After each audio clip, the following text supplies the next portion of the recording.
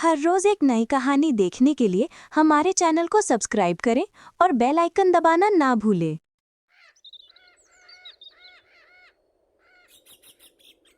आइए मिलवाते हैं आपको एक ऐसे परिवार से जहां आवाजें धीमी हैं मगर जख्म बहुत गहरे। यहां बहू का दिल नहीं, उसके मायके की तिजोरी खुलवाई जाती है। किचन में मध्यम वर्ग की घर की सारी निशानियां हैं। स्टील के डिब्बे, दीवारों पर मसालों के हल्के धब्बे और एक पुरानी खिड़की जिससे दोपहर की तेज धूप अंदर आ रही है। स्नेहल, एक खूबसूरत सहमी हुई लड़की, पसीने से तरबतर है। वो चूल्हे के पास बैठकर सब्जी काट रही है। उसके चेहरे पर थकान और चिंता साफ दिख रही है। तभी सरस्वती देवी किचन में प्रवेश करती हैं।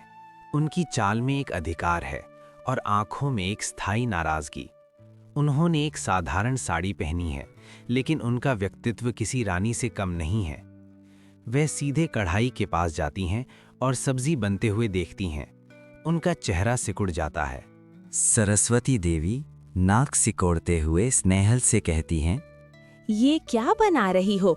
इसमें से तो तेल की ऐसी महक आ रही है जैसे किसी हलवाई की दुकान हो। तुम्हें आता भी है बनाना? स्नेहल तुरंत चूल्हा धीमा कर देती है और दबी हुई आवाज में कहती है, जी मम्मी जी, आलू गोभी की सब्जी है, आपको पसंद है इसलिए। पसंद है? ऐसे बनेगी तो जहर भी पसंद ना आए। तुम्हें कितनी बार समझाया है कम तेल डाला करो।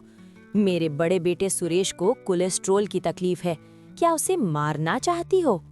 नहीं मम्मी जी, वो मैंने तो बस 2 ही चम्मच डाले थे। सरस्वती देवी स्नेहल की बात काटते हुए कहती है, जबान लड़ाना तो कोई तुमसे सीखे। 2 चम्मच? तुम्हारे चम्मच क्या कलछुल के बराबर है? जब अपनी माँ के घर से कुछ सीखकर नहीं आई तो यहाँ क्या खाक बनाओगी? स्नेहल की आंखें भर आती हैं। वो अपना सिर झुका लेती है और चुपचाप खड़ी हो जाती है। सरस्वती देवी की नजर पास रखी हुई रोटियों पर पड़ती है। और ये रोटी इतनी सख्त कैसे है? रोटी बनाई है या पापड़? किसी काम की नहीं हो तुम। अपनी माँ के घर से कुछ सीख कर भी आई हो या नहीं? बिल्कुल किसी काम की नहीं। दरवाजे पर स्नेहल की ननद दिया अपनी स्कूल की किताबों के साथ खड़ी है। वो अपनी माँ की बातें सुन रही है। उसके चेहरे पर अपनी भाभी के लिए सहानुभूति है, लेकिन वो कुछ कहने से डरती है। सरस्वती देवी दिया की तरफ मुड़ के देखती है और कहती है, तू यहाँ क्या कर रही है? जाकर पढ़ाई कर। ये सब देखकर क्या करेगी?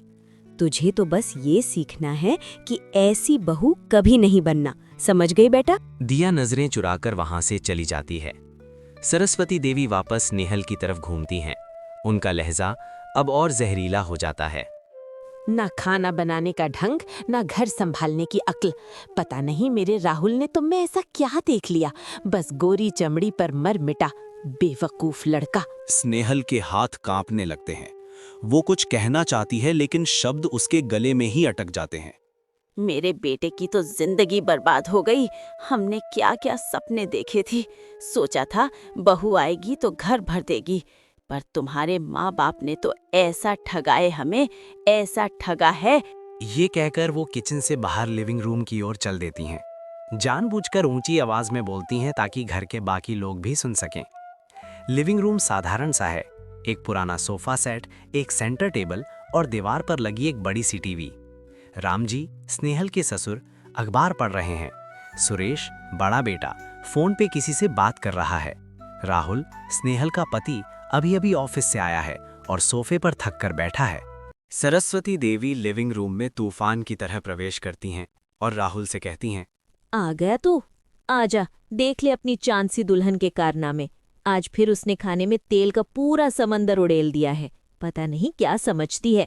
राहुल थकी हुई नजरों से अपनी माँ को देखता है और कहता है, माँ प्लीज, मैं अभी ऑफिस से आया हूँ, अब शुरू मत हो जाओ। शुरू मत हो जाओ? क्यों न हो शुरू? क्या मैं कुछ गलत कह रही हूँ? अरे जब बहू घर के लोगों की सेहत का ध्यान नहीं रख सकती तो ऐसी बहू किस काम की? सुरेश भी अपनी माँ की हाँ में हाँ मिलाता है। माँ ठीक ही तो कह रही हैं राहुल, भाभी जी को थोड़ा ध्यान रखना चाहिए। डॉक्टर ने मुझे तला भुना खाने से मना किया है। स्नेहल किचन के दरवाजे पर खड़ी सब सुन रही है। उसकी आंखों से आंसू बह रहे हैं। सरस्वती देवी स्नेहल की तरफ देखकर कहती हैं। अरे वहाँ खड़ी आंसू क्यों बहा रही है? मगरमच्छ के आंसू। गलती करती हो और ऊपर से बेचारी भी बन जाती हो। राम जी अखबार नीचे रखते हैं। वो माहौल को शांत करने की कोशिश करते हैं। अरे सरस्वती, क्या सुबह शाम एक ही बात लेकर बैठ जाती हो? बच्ची है, सीख जाएगी। तुम क्यों अपना खून जलाती हो? बच्ची है?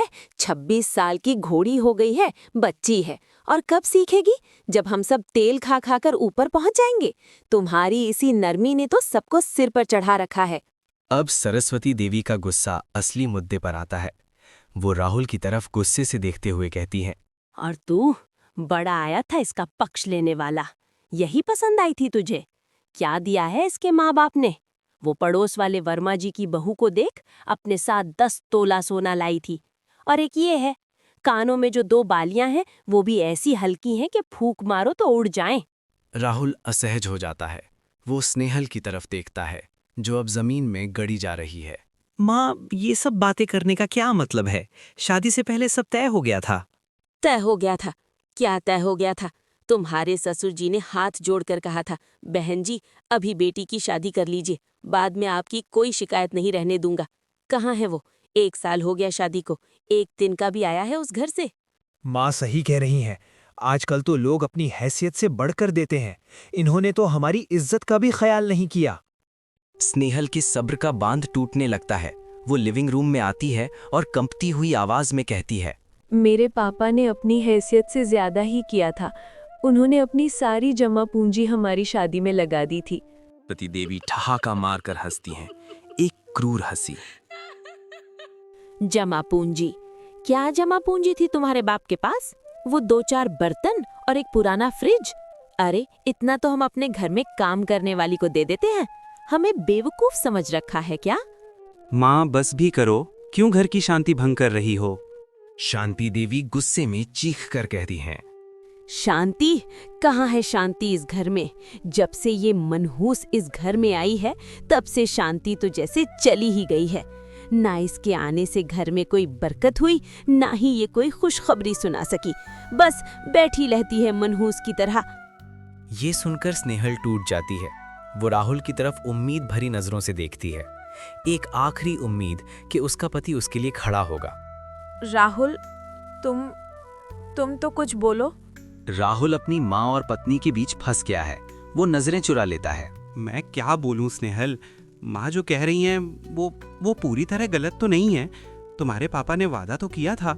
स्नेहल को लगता है जैसे किसी ने उसके पैरों के नीचे से जमीन खींच ली हो। जिस सहारे के लिए वो देख रही थी, उसी ने उसे धक्का दे दिया था। सुन लिया अपने पति के मुंह से? अब तो मानेंगी महारानी कि गलती किसकी है? अरे हमने तो बस 5 तोले का एक हार ही मांगा था। क्या कोई पहाड़ मांग लिया था? अपनी बेटी के लिए इतना भी नहीं कर सकते थे तेरे माँ बाप? तब सुरेश भी अपनी माँ की हाँ में हाँ मिला के बोलता है। आजकल 5 तोला सोना कौन सी बड़ी बात है माँ? बस करो तुम सब।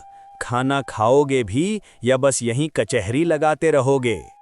सरस्वती देवी राम जी पर बरसते हुए। आपको तो बस खाने की पड़ी है। अरे ये जहर जो किचन में पका है वो खाकर बीमार पड़ना है क्या? जब तक ये लड़की अपने बाप को फोन करके सोने का बंदोबस्त करने को नहीं कहती, तब तक इस घर में चूल्हा नहीं जलेगा। ये एक अंतिम फरमान था।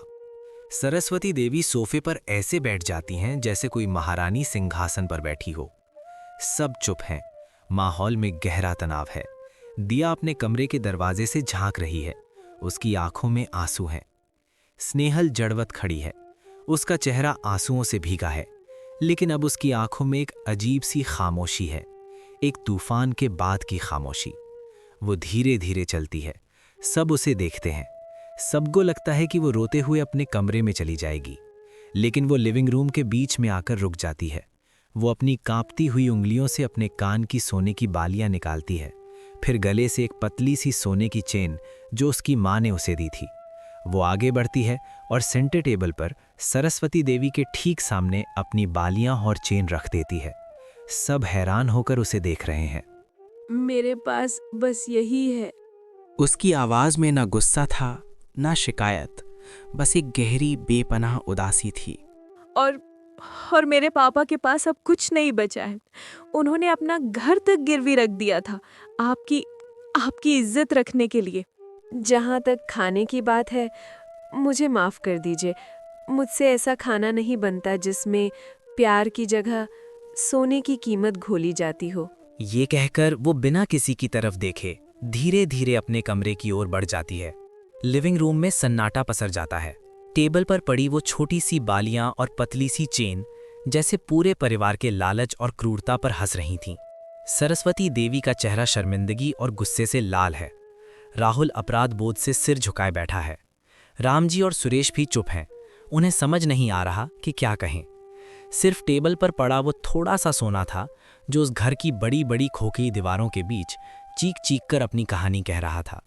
जहाँ रिश्तों की कीमत सोने से आंकी जाए, वहाँ प्यार हमेशा हार जाता है। तो दोस्तों, ये कहानी आपको कैसी लगी हमें कमेंट में ज़रूर बताएं। वीडियो अच्छी लगी हो तो वीडियो को लाइक करें और हमारे चैनल बेस्ट टोन हिंदी को सब्सक्राइब करें। मिलते हैं अगली कहानी में।